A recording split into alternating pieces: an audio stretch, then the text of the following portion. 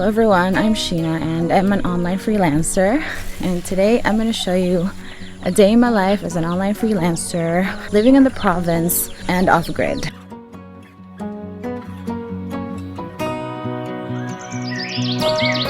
But first, let me feed the chickens. Alright, come here y'all. Since we've relocated to the province, chickens are now our main source of protein, so we make sure that they are well taken care of. Today I got 3 eggs. There'll be more later. There's a lost chick in here. I should find a mother. Let's bring you to your mama. Hi Ashley. I'm so sorry. And now that's done, it's time to go for a walk. You wanna come? You wanna come? This one, she wants to come. She wants to come with me. Let's go. Let's go. We're gonna go for a walk. Just kidding. Our cats are not really a fan of walking. I'm not really a fan of exercise myself, but it just helps me recalibrate my brain for the day ahead, and it doesn't hurt to get some sunlight.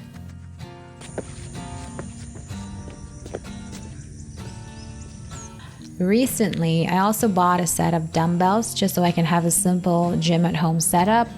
We don't have gyms here in the province where we are, but today is cardio day, so I'm not lifting any dumbbells. And now it's time to go home and prepare for the work ahead.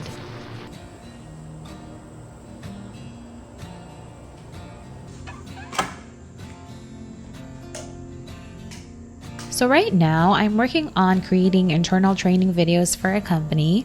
So I'm doing a mix of script writing, video editing, and filming. I'm also putting on some makeup because I need to film something for a client today. But when I don't have to film anything, I usually skip the makeup. Back when I quit call center, my only real skill was customer service. But as I went along, I started picking things up. I learned how to write blogs and articles, and then I got curious and tried creating YouTube videos, which then pushed me into content creation and video editing. First thing I'm doing is write the script of the video. Because this is a corporate training video, I need to write the script word for word. I usually do outlines with YouTube, but this one is more on the formal side, so a verbatim script is needed. And as soon as the script for the next day is written, I start the editing for the previous day's recordings. When I'm not creating videos for clients, I could still do customer service work, but honestly, I try to avoid it whenever I can. Customer-facing stuff is quite taxing for me. I want to talk to feel heard, validated, and guided. And anyone who's been in the real world of business knows it's not just necessary, it's inevitable. But of course, if the pay is good, I will definitely take it.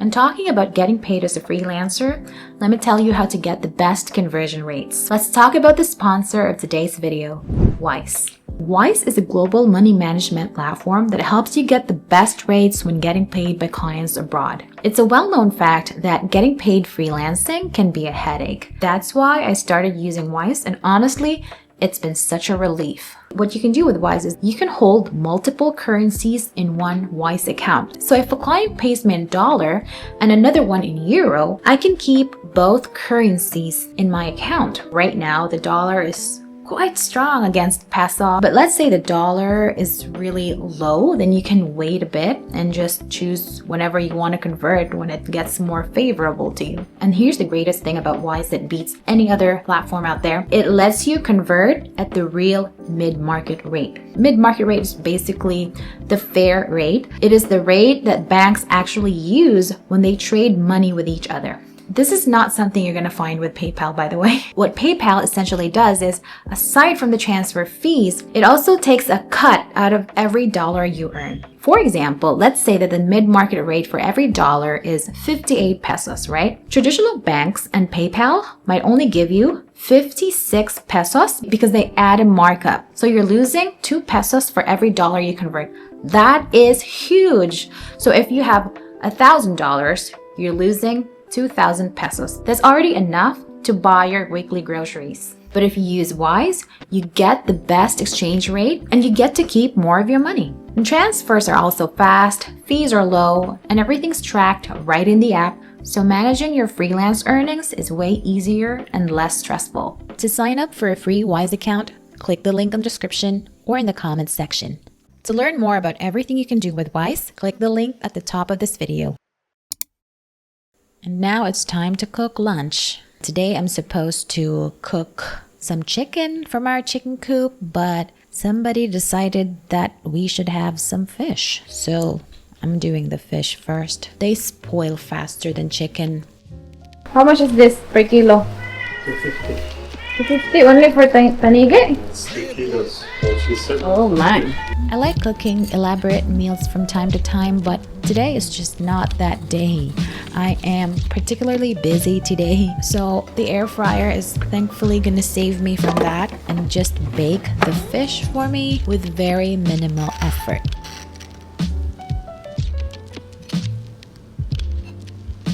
No, I'm sorry. This is for me. Get out of here. Get out.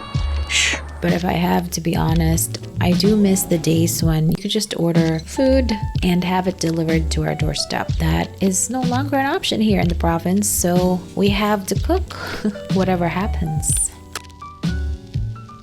Chloe, are you hungry?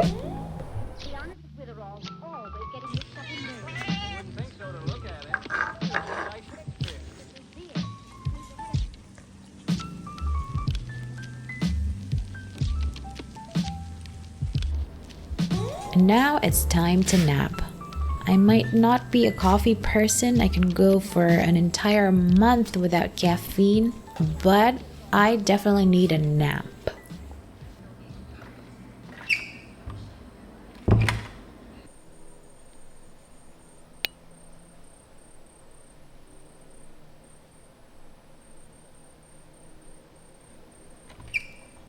One of the things that I really love about living here in the province is even though we don't have malls, it's not really much of a problem because online shopping exists.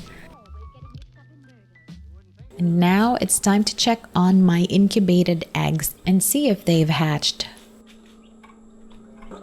Look at you. Oh, it's okay.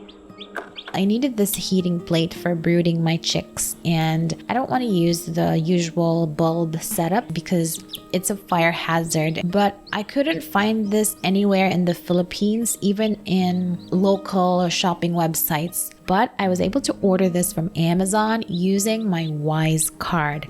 Yes, Wise has a card, both physical and virtual. Super convenient. You can even link it to Google Pay. Wise is the first non-bank in the Philippines to launch Google Pay. So you can tap to pay in-store or online. All right, next.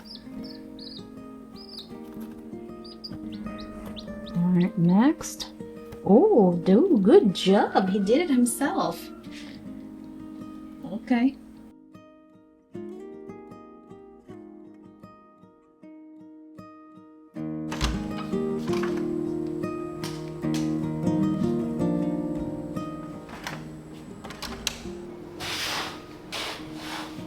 Being a freelancer, it is necessary to have stable internet connection and constant supply of electricity.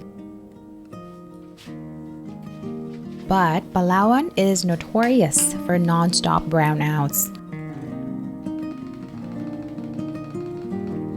We eventually had to go off-grid and get our own solar setup. So it is something to bear in mind if you're thinking of freelancing from the province.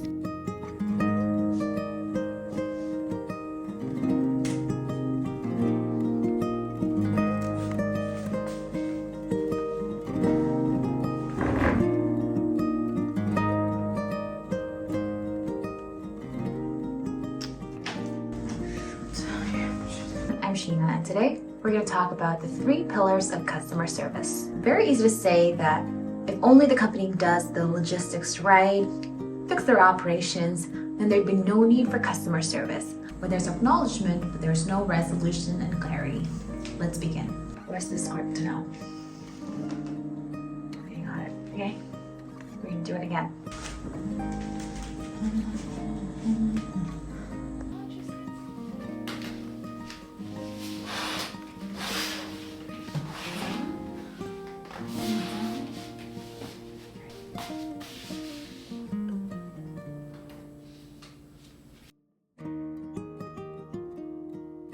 All right, so I'm done filming and tomorrow I'm going to be editing that. That pretty much wraps up my tasks for today. It's already 3 p.m. So I probably worked for 4 to 5 hours, 6 maximum. I just thought I would answer some of the frequently asked questions about freelancing. How much can a freelancer realistically earn? The answer to that is it really depends. It could be as low as $3.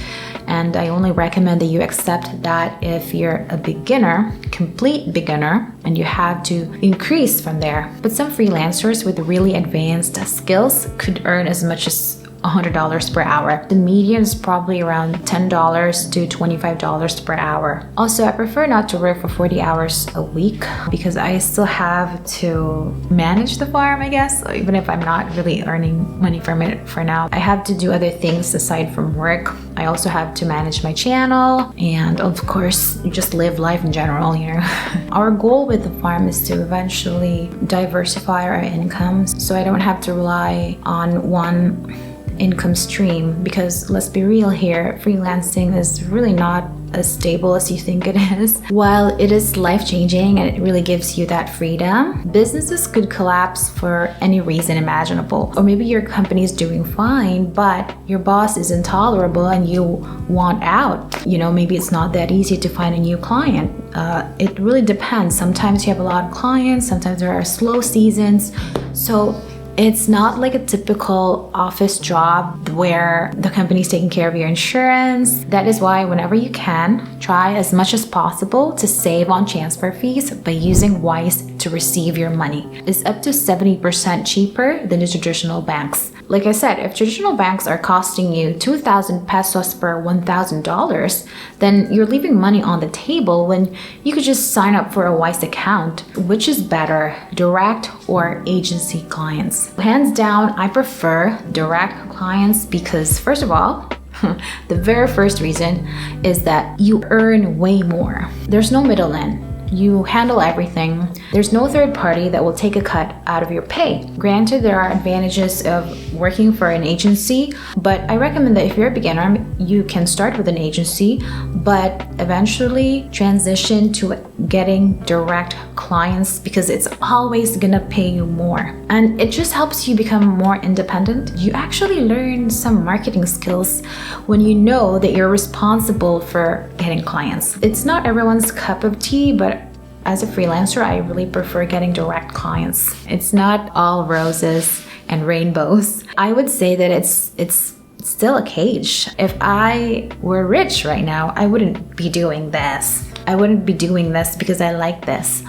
I'm doing this because I want to earn money. So yeah, if you look at it cynically, it might be a pretty cage, but it's still a cage. So my advice is diversify your income. Always have a plan B. Have your emergency fund. Look for ways to earn money aside from freelancing. That plan B could look like buying assets with your hard-earned money or investing in tools that allow you to learn more skills to advance your career as a freelancer. The key is to not put your eggs all in one basket because you might be loaded one month and the next it's very slow, or you could not even get a client, and you also don't know what's gonna happen in the market, especially now with AI disrupting all industries. So it's always great to have a plan B.